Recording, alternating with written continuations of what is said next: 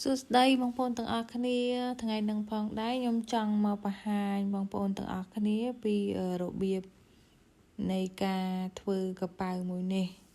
អញ្ចឹងខ្ញុំមកប្រាប់ត្រួសសិនទៅបងប្អូនទាំងអស់គ្នាខ្ញុំចុះពីលើមកគឺ32លេខបងប្អូនស្រឡាញ់ជ្រៅជាងហ្នឹងដាក់ទៅបងប្អូនតែខ្ញុំស្រឡាញ់ប៉ុណ្ណឹងអញ្ចឹងណាខ្ញុំដាក់ប៉ុណ្ណឹងហើយសម្រាប់តឹងនេះគឺ17បងប្អូន17ហើយយើងគូសបន្ទាត់កាត់ត្រង់មួយទៅបន្ទាប់មកទៀតគឺខ្ញុំចុះពីលើមក5លេខបងប្អូន5លេខចុះពី5ហ្នឹងមកគឺ13លេខ13 12បើដៃទូចដាក់12អីចឹងទៅដៃធំដាក់13ចឹងណាតែខ្ញុំដាក់13ចុះពី13ហ្នឹង4លេខទៀតបងប្អូនហើយយើងចាប់ដើមខ្វៀលទៅខ្វៀលកន្លែងហ្នឹងកុំឲ្យយើងភ្ជាប់ជាមួយនឹងផ្ទាំងរ៉ូបរបស់យើងទៅវាជាប់ជាមួយនឹងធ្នេផ្ទាំងរ៉ូបបងប្អូនអញ្ចឹងយើងត្រូវតែខ្វៀលអញ្ចឹងហើយកន្លែងនេះគឺខ្ញុំចេញ4លេខដើម្បីខ្វៀលវាទៀតណាបងប្អូនខ្វៀលឲ្យវាមូលរៀងនឹងតាមចិត្តស្រឡាញ់ទេបងប្អូនសម្រាប់រៀងកប៉ៅហ្នឹងណាហើយអានេះជារបៀបរបស់ខ្ញុំធ្វើបងប្អូនស្រឡាញ់តាមរបៀបហ្នឹងក៏ធ្វើតាមរបៀបហ្នឹងទៅតែបងប្អូនចង់ឆ្លាញ់តាមរបៀបផ្សេងបងប្អូនអាចធ្វើតាមរបៀបផ្សេងគ្នាបានណាបងប្អូនអានេះគ្រាន់តែជាការចែកម្លែករបស់ខ្ញុំសម្រាប់បងប្អូនដែលគាត់អត់ដែលធ្វើម៉ូតកប៉ៅគាត់អាចមើលបានអញ្ចឹងណាហើយអាកន្លែងខ្ញុំច្អល់នេះគឺខ្ញុំចេញ2លេខពី17នឹងទៀតអញ្ចឹងណាដើម្បីឲ្យខ្ញុំធ្វើរៀងកប៉ៅនឹងទៅឃើញវារៀងមូលស្អាតអញ្ចឹងណាបងប្អូនហើយសម្រាប់កណាត់គឺយើងបត់ជា4អញ្ចឹងមកបងប្អូនចាំយើងយកពុំនឹងទៅដាក់ពីលើព្រោះផ្ទាំងក្រោយ2ផ្ទាំងមុខ2អញ្ចឹងយើងបត់ជា4ណាបងប្អូនអានេះខ្ញុំលម្អិតបន្ថែមណាបងប្អូនកប៉ៅដៃយើងលូកហ្នឹងគឺ13អានោះ1លេខហើយត្រង់នេះគឺ5លេខបងប្អូនចំណុចនេះគឺ4លេខបងប្អូនទាំងអស់គ្នានេះដាក់លម្អិតលេខឲ្យបងប្អូនមើលឲ្យច្បាស់មិញហ្នឹងថតឆ្ងាយពេកបងប្អូនមើលមិនសូវច្បាស់អញ្ចឹងណាអញ្ចឹងដាក់លម្អិតឲ្យច្បាស់ហើយយើងកាត់តាមរាងនឹងមកបងប្អូនយើងកាត់ឲ្យរួចរាល់ចាំយើងផ្ដាននេះបងប្អូនយើងផ្ដានធ្នេនឹង1លេខអាកន្លែងដែលខ្ញុំដាក់1លេខមិញហ្នឹងយើងផ្ដានដើម្បីយកទៅដេរណាបងប្អូនផ្ដានតែផ្ទាំងមុខទេផ្ដាន2ស្លឹកមកណាបងប្អូនផ្ទាំងក្រោយអត់ផ្ដានទេហើយយើងផ្ដានខាងខុសដើម្បីងាយស្រួលក្នុងការដេរណាហើយនេះគឺជាផ្ទាំងរ៉ូបបងប្អូនខាងត្រូវឡើងមកទល់មុខយើងចឹងមកហើយអានេះ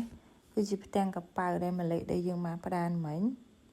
យើងដេរតាមនឹងវិញទាំងអស់បងប្អូនដាក់ខាងត្រូវទល់ខាងត្រូវខាងត្រូវរ៉ូបឡើងមកលើមុខយើងមកហើយផ្ទាំងកប៉ៅហ្នឹងយើងដាក់និយាយរួមដាក់ខាងត្រូវទល់ខាងត្រូវណាបងប្អូនហើយយើងដេរតាមធ្នេដែលយើងបានផ្ដាននឹង1លេខមកវិញមកយើងដេរយើងគូកាច់ជ្រុងមិនយើងដេរអញ្ចឹងមកបងប្អូនដេរតាមនឹងមកហើយកន្លែងហ្នឹងគឺខ្ញុំទុក1លេខទេណាបងប្អូនស្រឡាញ់ធំដាក់ធំស្រឡាញ់តូចដាក់តូចទៅតែខ្ញុំទុកតែ1លេខទេហើយកន្លែងកាច់ជ្រុងហ្នឹងបងប្អូនដាក់ធ្នេញឹកទៅដើម្បីយើងច្រឹបអីតិចតួចកុំឲ្យមានបញ្ហាដាច់កុំឲ្យមានការដាច់បោះដាច់អីចឹងណាបងប្អូនហើយយើងជាចោលតិចទៅកុំឲ្យវាសល់ធំពេកបន្ទាប់មកទៀតបានខ្ញុំចាប់ផ្ដើមយកទៅមលីណាបងប្អូនយើងមលីពណ៌ជុំវិញមាត់កប៉ៅដែលយើងបានដេរឲ្យរួចរាល់ហ្នឹងណាតែយើងមលីទៅខាងសាច់កប៉ៅបងប្អូនអាសាច់កប៉ៅទៅក្នុងយើងមលីហ្នឹងវិញអត់មានមលីខាងផ្ទាំងរ៉ូបទេណាបងប្អូនបញ្ជាក់ហើយបន្ទាប់ពេលមលីហើយបើបងប្អូនស្រឡាញ់អាធ្នេជន់មកជើងទាមកក្រៅបណ្ដែតមកក្រៅបណ្ដែតមកក្រៅបងប្អូនជន់ទៅតែសម្រាប់ខ្ញុំអត់សកត់បណ្ដែតចឹងទេគឺខ្ញុំស្រឡាញ់បែបរៀងប្រកបលាក់ចឹងណាបងប្អូននេះបងប្អូនបន្ទាប់មកទៀត យើងយកទៅអ៊ុតសិនក៏បានដើម្បីស្រួលបើបងប្អូនអត់អ៊ុតក៏បានដែរយើងរៀបមើលទៅណាបងប្អូនឲ្យឃើញស្អាតហើយកន្លែងនេះគឺខ្ញុំអត់ជ្រៀកដល់ក្រោមទេបងប្អូនខ្ញុំជ្រៀកតាមដាក់កប៉ៅនឹងទេដោយសារផ្ទាំងខាងក្រោយយើងជ្រៀកហើយអញ្ចឹងធ្នេដាក់កប៉ៅនឹងខ្ញុំអត់ជ្រៀកខ្ញុំកាត់តែប៉ុណ្្នឹងណាបងប្អូនហើយនេះផ្ទាំងក្រោយនៃកប៉ៅណាបងប្អូន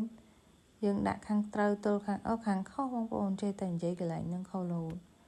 ដាក់ខាងខុសទល់ខាងថុសមកដោយសារខ្ញុំប្រឡត់កប៉ៅសម្រាប់កប៉ៅនេះផងដែរគឺ